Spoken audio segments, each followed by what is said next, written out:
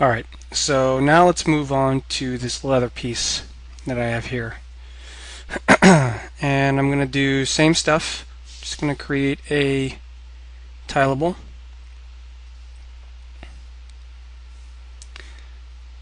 For a lot of clothing, I like to start with tileables because it gets me 90% of the way there, and then I can decide later if it's something that I want. Actually, that's the wrong one. There we go. So I'm going to tile this out like so, and I'm going to mask it.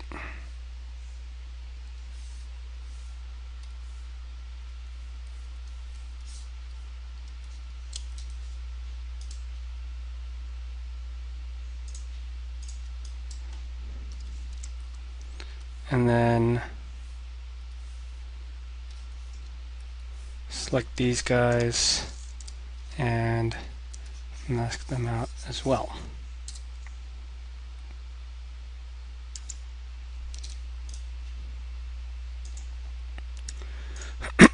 So we have some nice leather texture for the tunic neck area.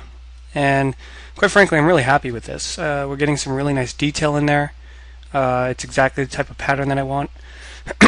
Excuse me. So if you find some really good tileables, it really saves the day in the end. And there's some seam issues back here, but for this demo and for the purpose of this workshop, I'm not going to worry about it. But to clean that up is very easy. Just use a paint through with the actual image. However, note that you can't paint onto a procedural. You'll have to right click and convert to paintable. Make sure that you're done with how you wanted this tiled, because once you convert it, you can't go back and you can't retile it. So it's a bit destructive, but keep that in mind.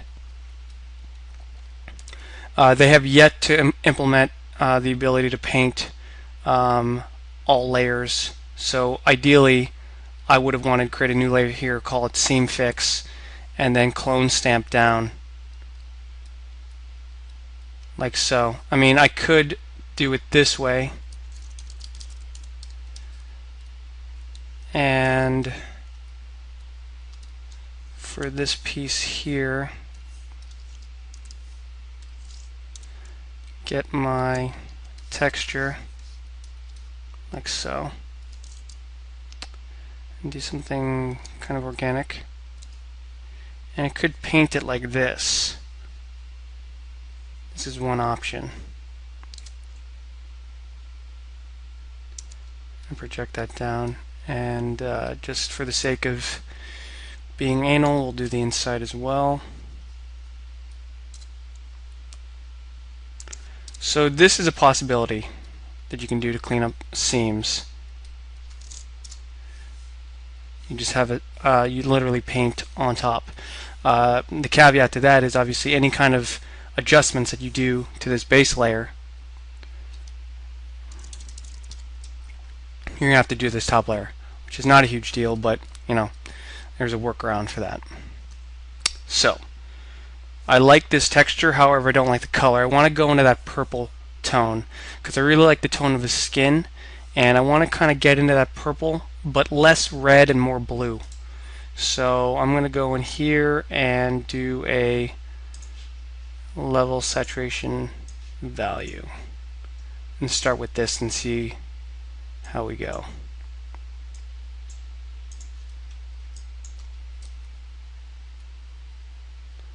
So I'm looking for that purple blue.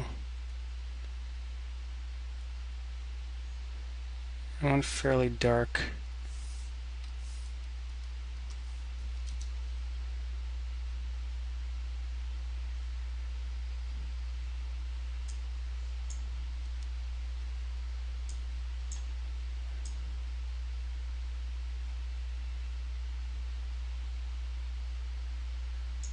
Like so.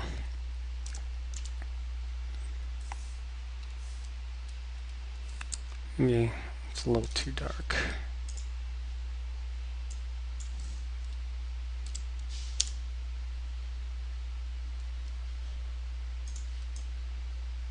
And it's close, but I want to finesse it a little bit more.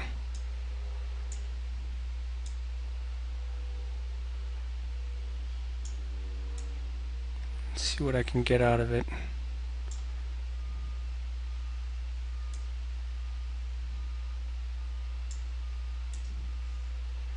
So I want to go away from that.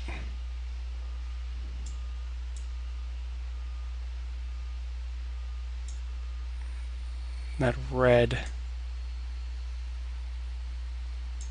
Kind of stay in this realm with the blues.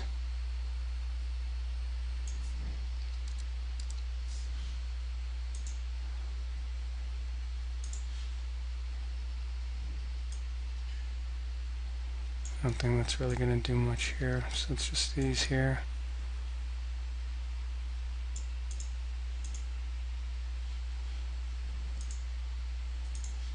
That's a little bit closer. Actually, no, I take that back. I'm going the wrong direction. So let's fade this back a bit.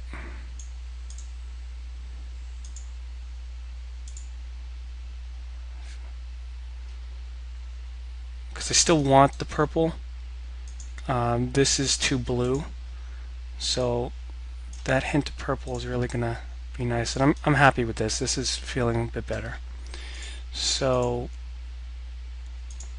I need to transfer this to the layer above.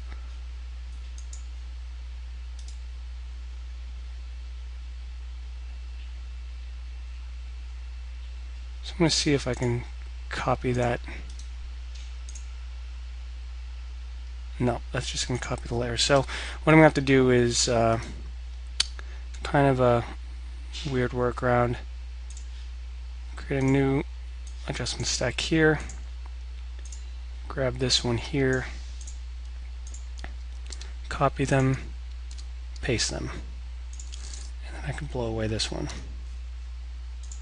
So that way it's all the same. Cool. So that feels pretty good. And the reason I didn't make this tileable paintable is because I may want to change this. I may want to go down and create bigger leather detail, or vice versa, go up. So I want to have that ability just in case. And that's a pretty good base for the purple leather. Cool. I'm going to group this.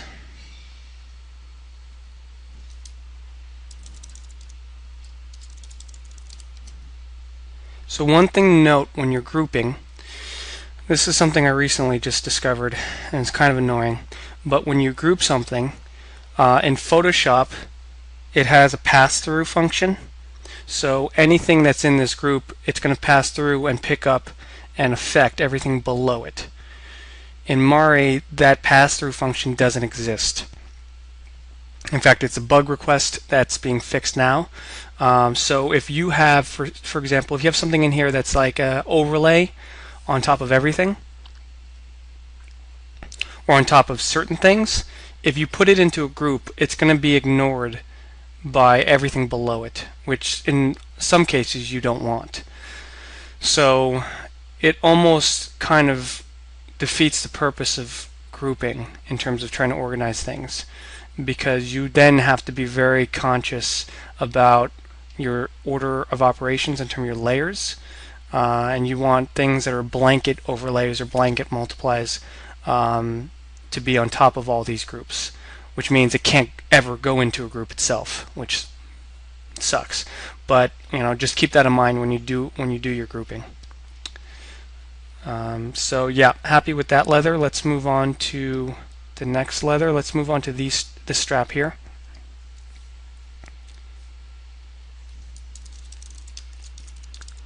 And I want this to be red.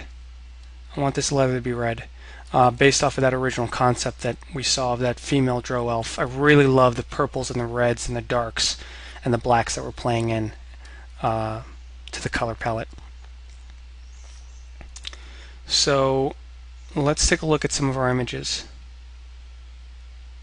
Now I initially chose this one. I like this because I like everything about this leather. It has exactly what I want in here. But I don't want to go this weathered. I don't want to go this rough because, like I said, it's ceremonial armor.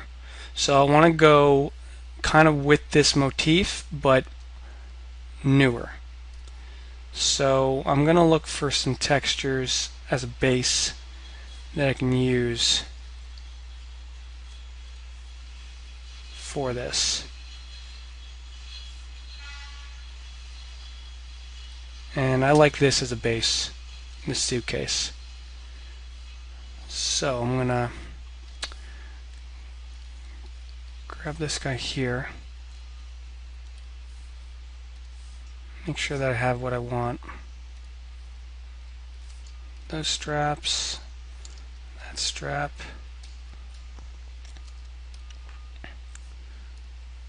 These straps.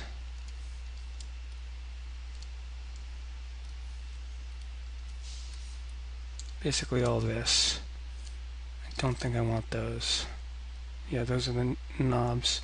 Actually, yeah. No, actually I'll do those separate. So I just want these pieces here. And because we've laid it out so nicely, this is going to be pretty easy to do.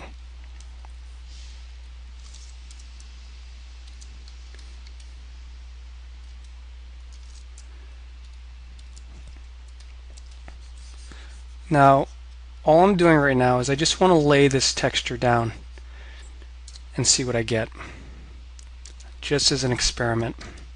Because I know I like what I see, but I want to make sure that it works. So there's obviously several ways you can do this. You can lay it down like I'm laying it down now, or you can create tileables based off of this texture.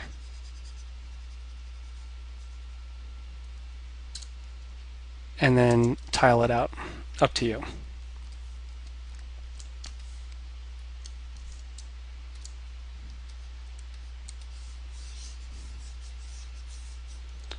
But I just want to be kind of quick and dirty about this, so because I could very well use this and look at it and not like it. So I want to just quickly lay it out, fairly rough, and see how I like it.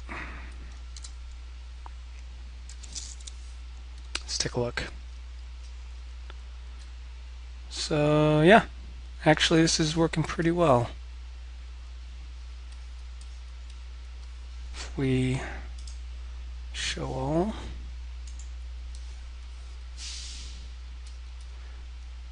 so serendipitously we have some really nice color variation going on.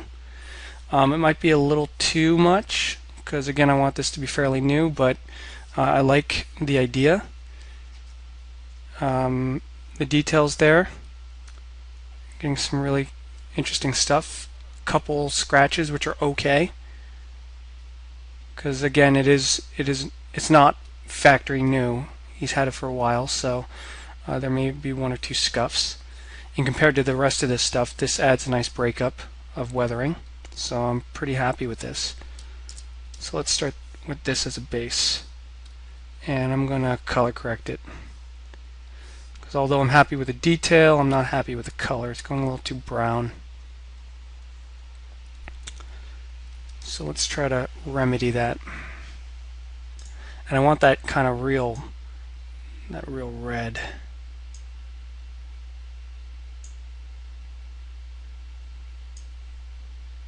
Going on.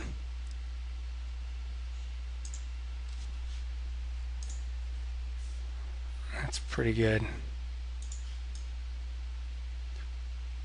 It's got a hint of a little blue in there, which is going to work really nicely with this purple. Yeah, it's actually pretty good. So just a quick adjustment to go into that red purple tone. However, I'm looking at this now and this is a little too faded for this section here. So I'm going to darken that up slightly just by going back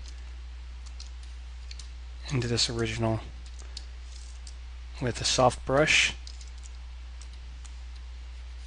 and just playing back into some of those darker tones.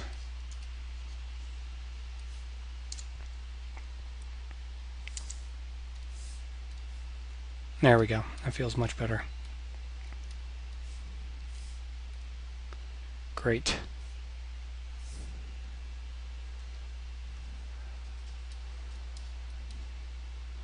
We have some nice red straps. Cool. So we're done with that. We're going to do more detailing to it because although there is some nice detail, if we actually really zoom in, it's getting a little pixelated, which is okay. And again, we're not going to get this close, ever this close to it. We'll probably be about, for hero character, maybe at this distance. So it does hold up at this distance. But we want to do a little bit more just to make sure we get a little bit more detail out of it. And there are ways around that. And again, we're just doing the base colors for now. So this is just base texture. We'll do much more detailing and weathering in the coming demos. So I'm going to go and move on to these pieces here. And I want this to be black hard leather. So I'm going to go create another one called black leather. And oh, sorry, I want this to be a tileable again.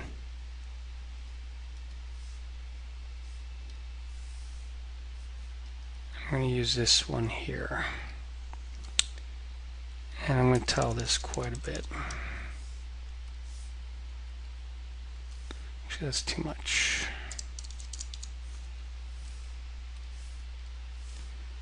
Still too much. That feels pretty good.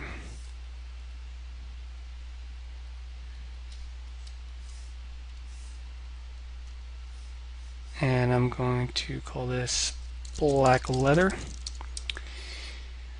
I'm going to create a layer mask, reveal all. Select these two guys. And then fill this with black.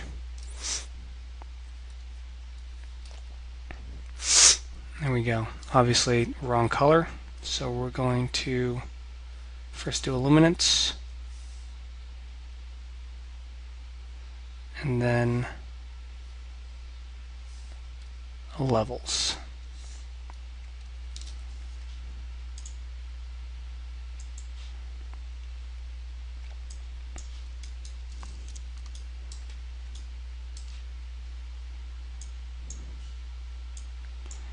You just want to get this a bit more inky black.